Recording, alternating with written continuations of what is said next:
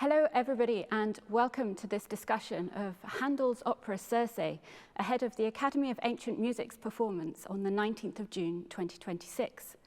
I'm joined today by Laurence Cummings, the musical director of AAM.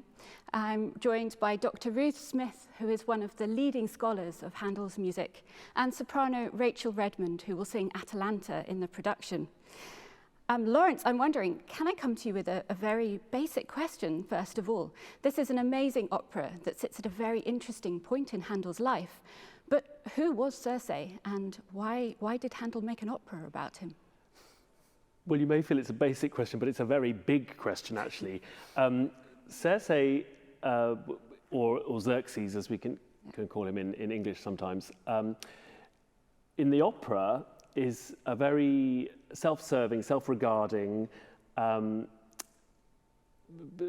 sort of pompous, well, there are lots of sort of rather negative words that one can say about him, but he's basically after his own thing. But in actual history, he was much worse than that. He was actually quite a monster, wasn't he?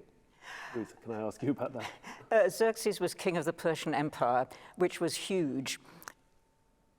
The Persians didn't write down their history. Xerxes inherited from his father a desire to conquer Europe and enslave its inhabitants, starting with Greece, which was the nearest landmass.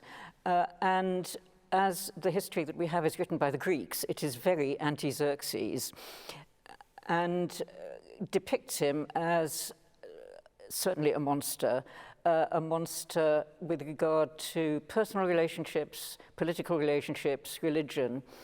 Xerxes had no sense of boundaries, and one of his disregards of boundaries was what every schoolboy of Handel's time knew.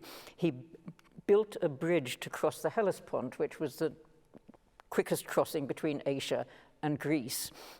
It fell down.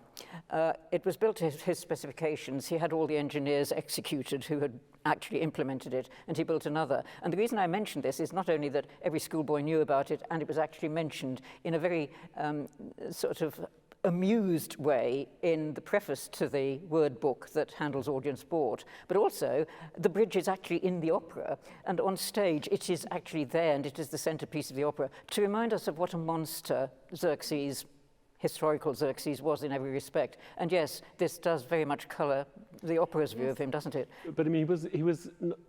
I mean, it brings to mind other certain despots that we're familiar with these days, isn't it? Because I mean, didn't he want to manacle the sea? And oh yes, I mean he was held up as a monster of irreligion as well as everything else, and impiety and gross vanity, and he had a very short fuse. And when the bridge fell down, he sent his soldiers into the sea with whips to lash the sea and to throw manacles into the sea to fetter it and brands to brand it, because he was so angry with Neptune. And so this was flying in the face of the gods, and the Greeks considered this absolutely out of bounds. Yeah, he doesn't do that in the opera. No, this is going to be my question, because at the heart of this opera, there's also the relationships, isn't there? There's relationships between a pair of sisters and a pair of brothers.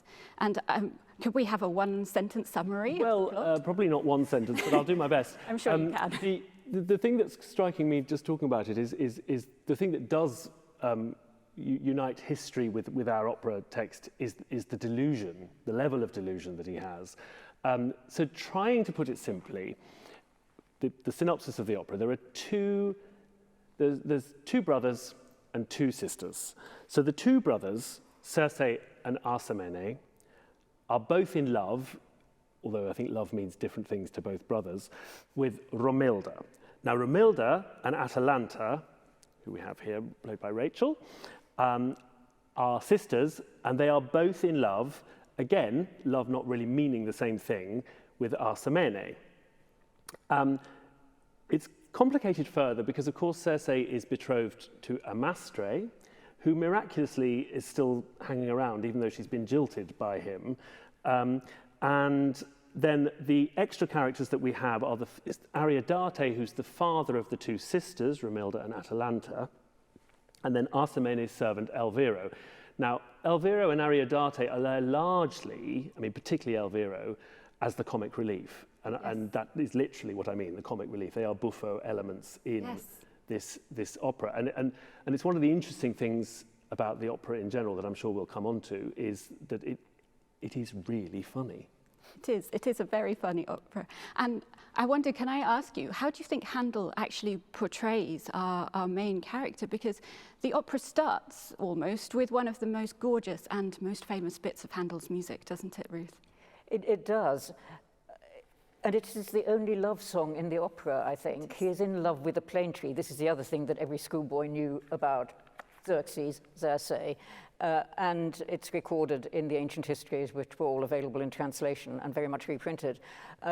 He thinks he is in love with Romilda.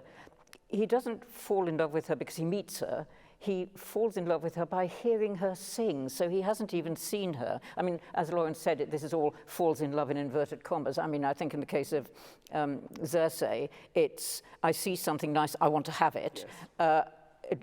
We don't even get as far as whether it's lust or love, because she just keeps as quiet and recessive as she possibly can all the way through.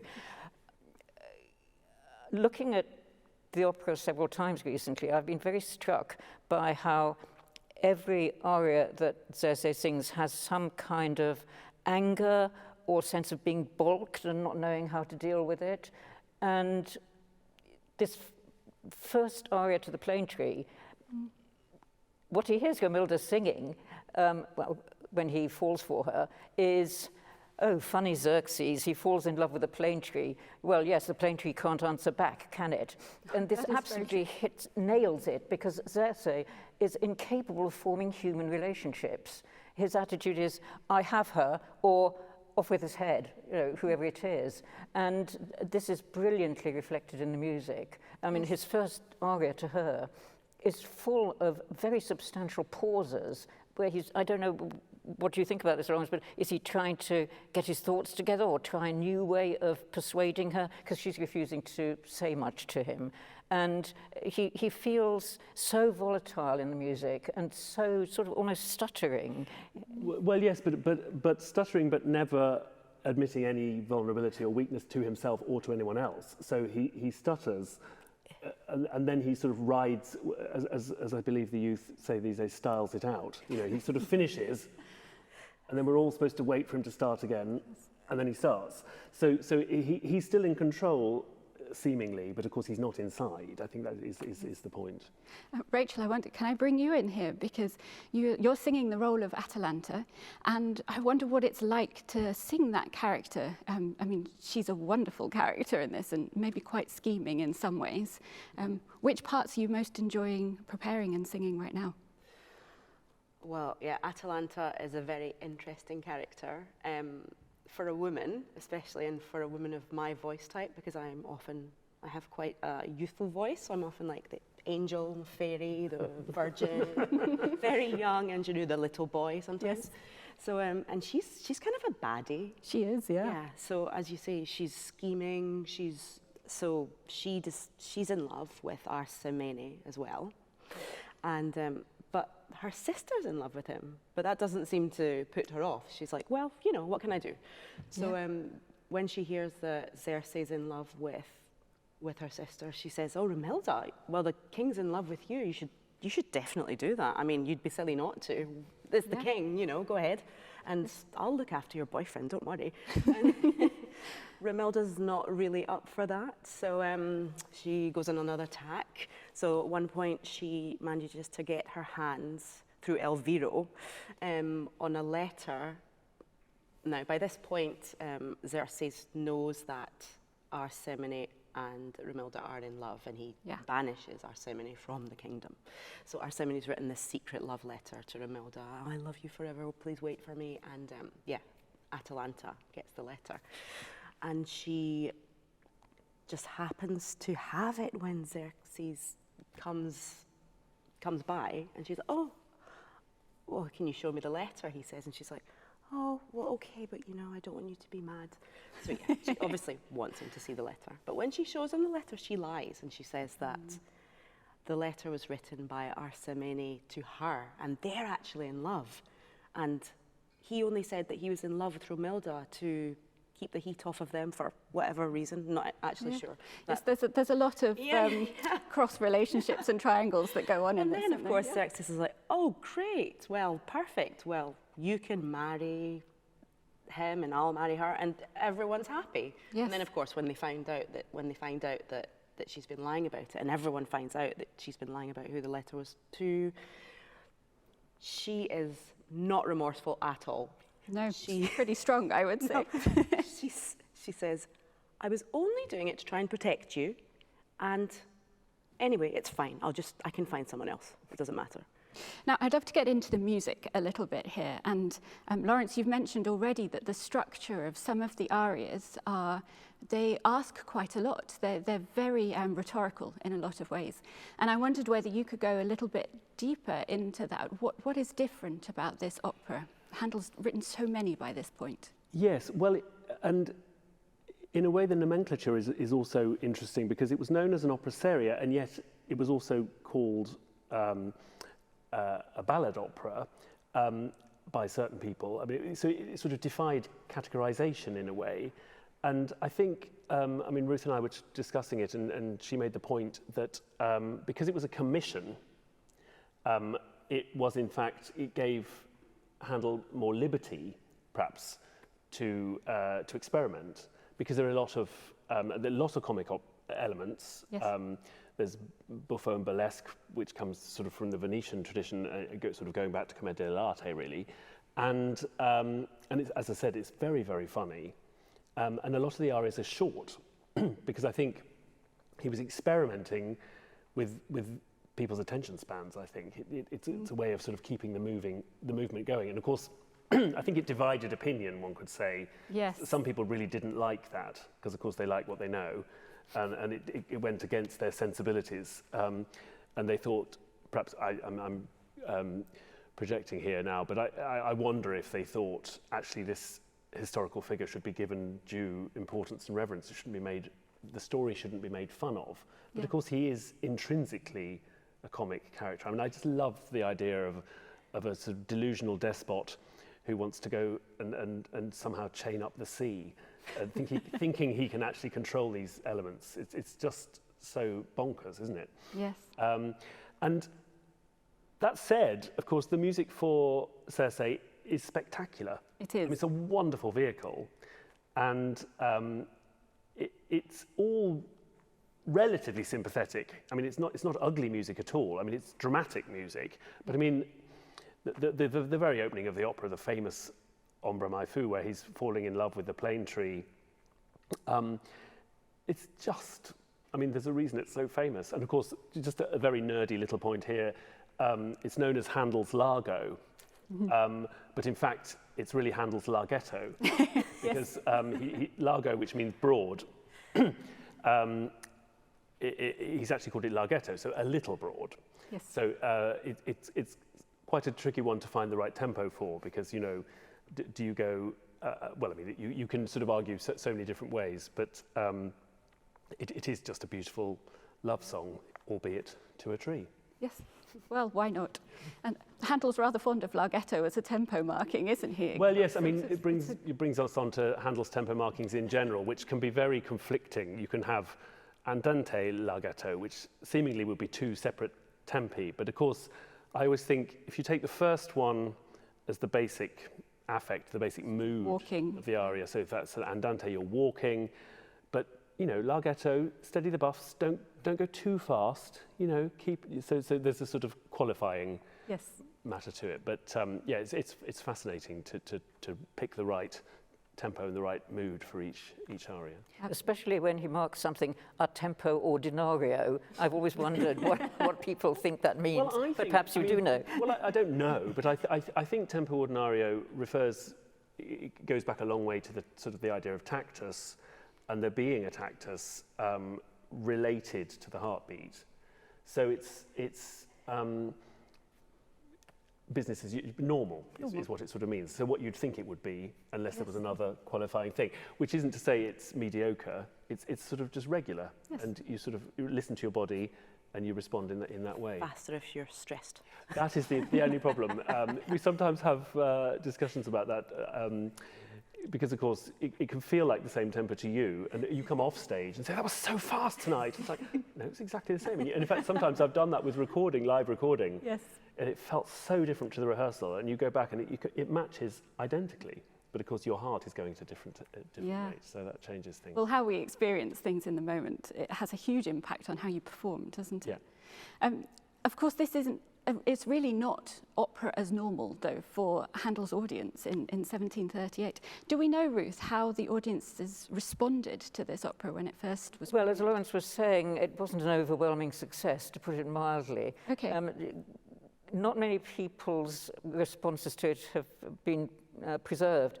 One of his most attentive supporters said it was a very fine composition, but said, notwithstanding that it's being referred to as a ballad opera, and this is because a lot of the arias are very, very short.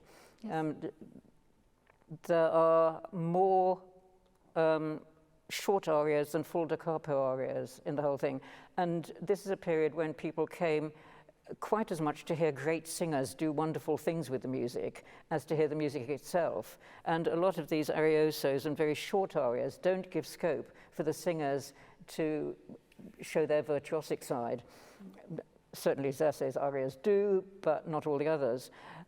And also, Handel doesn't seem to have had a very strong cast for this opera. His lead, Caffarelli, he'd never actually worked with before, and that could have been a problem, especially as apparently Caffarelli, playing Serse, was notorious for being horrible to his colleagues, turning up late to rehearsals and sometimes cancelling. Well, and also there is the fact that Handel wasn't in charge. It wasn't his company. It wasn't his company, that's right, so yes. I'm sure the singers would have had a slightly different attitude towards and also some of them were, he'd worked with a lot before, but they were coming to the end of their singing careers, so their voices had shrunk in register, so he had to be more careful for them. Yes. So, you know, there was a lot that was missing from previous huge successes when he was working for the Royal Academy.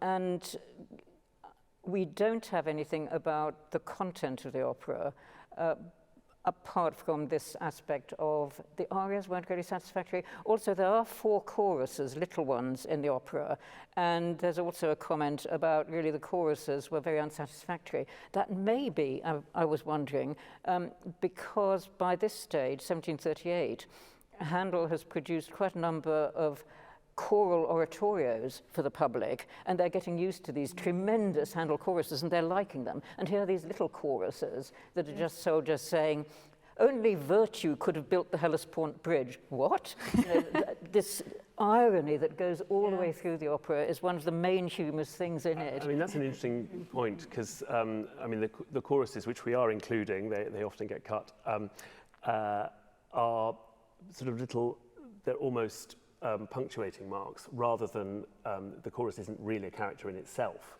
I mean, they are different characters at different times, but I think their function is very different from the oratorio, and that's possibly what people didn't like, because, as you say, they were getting used to the other. I mean, the other thing, I think one of the reasons for the form was, I would say that Handel was responding to some of the ballad operas that had been very successful. Yes. And this is where I think hats off to Handel, really, because, you know, the Beggar's Opera, which is really making fun of opera seria, and Handel himself, really, to a certain extent, he was able to borrow from that form, so borrow back, and the Dragon of Wantley seemingly... Especially the Dragon of Wantley, because that's produced in the year before he writes Serse. Yes. And we know that he went to it, and he liked it, he applauded, he saw the fun of it, because it's very Handelian, even more so than the Beggar's Opera. Yes, and yes, people love that. 96 performances, no, sorry, 69 performances, that's still a huge amount. Serse got 5 performances. So 69 performances of the Dragon of Wantley in 1 year. I mean, Handel always had his eye on the market, and so, yeah. Yes, and we shouldn't leave without talking about Bononcini and his influence on Handel's production of this piece. Well, yes, we should perhaps explain that the libretto that Handel was using and the score that Handel was using, the libretto by Stampiglia, whose libretto he'd used for Partenope, another very ironic opera, Stampiglia's libretto, Bononcini's music, from 40 years before. old-style Venetian. I mean, it was itself following an opera by Cavalli from 40 years before that, so going right back. And so while some people think, oh, this is a very modern piece, mixing all these genres and all this irony going through it, this is actually the Venetian style that we meet in, say, Handel's Agrippina, of the great people being cut down.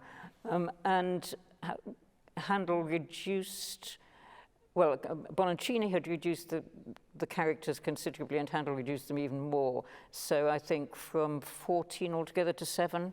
And if you look at a comparison of the two librettos, the one for Bononcini and the one that Handel either made or used, the filigree work of getting this into shape for the company that he had, the audience that he had, is really astonishing. It is I mean, any idea that Handel was just pillaging Bononcini, which incidentally he had done for 9 previous works, should be offset against the immense amount of work he did to get this opera into this particular shape. Yes, well, it's the highest form of flattery, really, isn't it, to be borrowing in that way. Yeah. Do you mind if I cut in and ask Rachel a question? Yes, I'm fascinated with these shorter forms. Does that present a different challenge when you're preparing them? You know, that you don't have these long swathes of music, but you have to sort of make your point in a small time. Yeah, I've been thinking about that because, I mean, I've just started preparing this, and there are a couple of, you're talking about the choruses that are just sort of repeated, and I have an aria which seems to be repeated with just slightly different words, and yeah, I don't know, it's different from like the da capo, which we're used to doing, you know, you do your A and your B, and then you write loads of ornaments for your repeated A. But that's sort of not the case in a lot of these arias. So I don't know, I feel it's kind of more distilled. Like you can really go straight to the emotion without sort of thinking, okay, but what am I going to do the next time? You know? Yeah. Yes. So I quite like It's interesting, isn't it? Because I was thinking this as we were talking earlier. The you know, the plot is complex, and you make it very complicated, your character, by stirring every pot you possibly can whenever you come on stage, really. But actually, it's almost like sort of the monster version of history versus a very simple love story, because the people who actually genuinely love each other, Romilda and Arsamene, have these side siblings who don't really understand what love is, and that's where it goes wrong. And it's that element that comes in. And I think, because I mean, I think, you know, Handel is the greatest at understanding the human condition. And I suppose that's the thing, isn't it? It's true love, the genuine article, versus what people want, you know, it's people on the also make. this lack of love for your sibling. I mean, who would do that to their sibling? It's just, it's like just a sort of so many character flaws going on there. There's something about the sort of distilled nature, I love that word, that I think makes this so perfect for a concert performance. And is there something different about preparing a character to sing as a concert performance in comparison to a fully staged version of her? Yeah, definitely. So, I mean, overall, it's the same work is being done, but the preparation that you do as a singer is quite different. So if you're doing an opera, a fully staged opera, you translate your part and the other parts, and then you learn your notes and you sing it in, you work on any technical difficulties, and then if you're doing a staged opera, then you'll do some memorizing. But if you're doing a concert version, it's quite different. So for the fully staged opera, you have then usually a few days with the conductor to work with them and with the other singers about the musical ideas and what you want to portray and put across, and dynamics and all that fun stuff. And then the director comes and working about like the psychology of the characters, maybe backstories, so you're really getting in deep. And then you would work on, well, basically sort of choreography, where you're moving around the stage. There'll be a huge set, perhaps, costumes, the props, like set that moves. You might be like doing dances and things. But if it's a concert performance, you do most of that by yourself. Yes. So before you turn up, you have to know your character, know the other characters to a certain amount. I mean, there can be some discussion during the rehearsals, but you don't have the sort of 5 and 6 weeks of time that you would rehearsing an opera. So you really have to be sort of on it and have all of that really ready and in your mind. And rather than moving around a lot, it might be really in your in your text, like small motions, like your posture perhaps, and the way that you react to the other people. It is again, that's super distilled, and it's in a little spotlight instead of on the big stage. Yeah. I mean, in some ways it's more like oratorio performance where you're asking and encouraging the audience to have the action going on in their minds. So it's the theatre of the mind. We are having surtitles, which, and I'm just working on those at the moment actually, and we're going to include some of the settings so that the audience can at least know where we are, even though obviously we're still in the Barbican Hall. Yes. But the element of sort of suspending belief, and of course allowing the music to be the scenery in a way, because And if I can jump in here, I'm really looking forward to this performance because, of course, stage directors can have such a huge influence on the whole drama, the characters.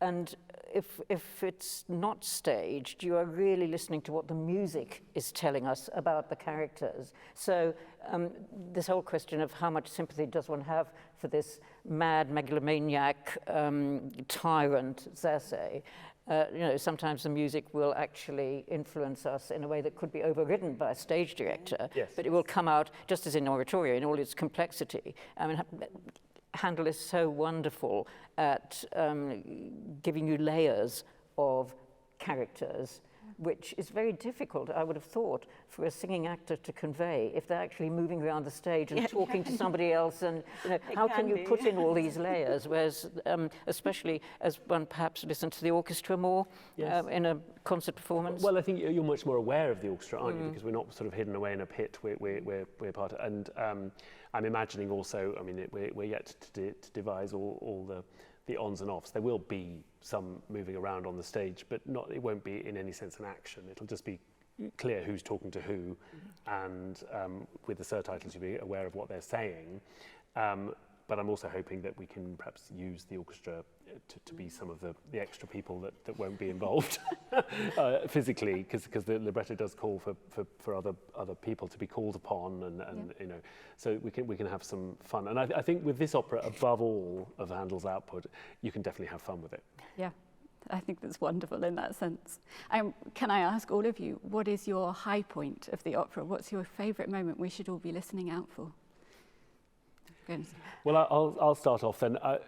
I'm not sure if it's my high point of the opera, but I love the fact that the final duet is actually an argument between the two lovers. I just think that's so wonderful and so true to life. You're catching them. It's like, actually, why should they just be totally in love at the end? Because it's been just a nightmare to get there, and it's still, So I just think it's very, very real and beautiful for that. Human to the end. Yeah. Yes. Ruth, what about you? Mine's a duet as well, of a kind, and it's right at the centre. And there's so much going on all the time. Things follow each other so quickly. Conversations are so brief. It's not a case of recitative chunk aria. It's lots of conversations with other people, and then little arias, big arias.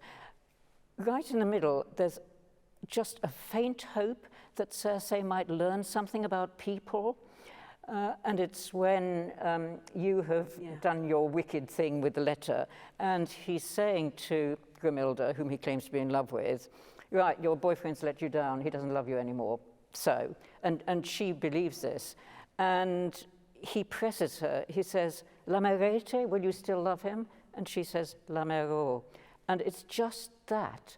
And it happens 6 times. And it cadences on the 5th time, so you think that's it. Yes. But no, they have another exchange. He just can't believe it. You're still going to go on loving him? Yes, I am.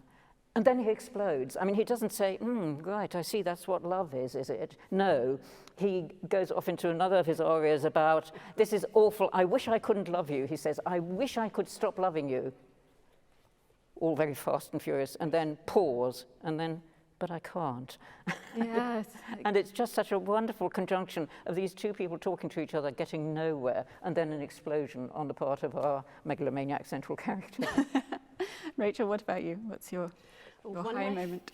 Favourite parts is is Atalanta's aria. It's a fast aria, Un cenno leggiadretto, and that's just after she's told her sister Romilda that she really should just go with the king, and that she'll take care of her boyfriend for her.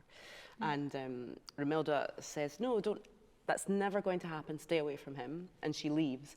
And then Atalanta's just sort of musing to herself, well, I think I can get him anyway. And then she's talking about exactly how she's going to flirt with him and seduce him, and she says, oh, a little laugh, the twinkle of an eye can make you fall in love. Flattery, tears, and fraud, and also certain ways that arouse sparks. I know how to do them all. Oh, so peak scheming. What a good moment. And that's the end of Act 1. It's a great way to go into the first interval. Yes. Which is really interesting, because usually the end of Act 1 is reserved for the main character. True, actually. It's the prime spot. Yes. Well, I can't wait to hear it. Thank you so much to all three of you, and thank you so much for joining us for this conversation about Serse. The Academy of Ancient Music will be performing it on the 19th of June at the Barbican Hall in London, and we hope to see you there.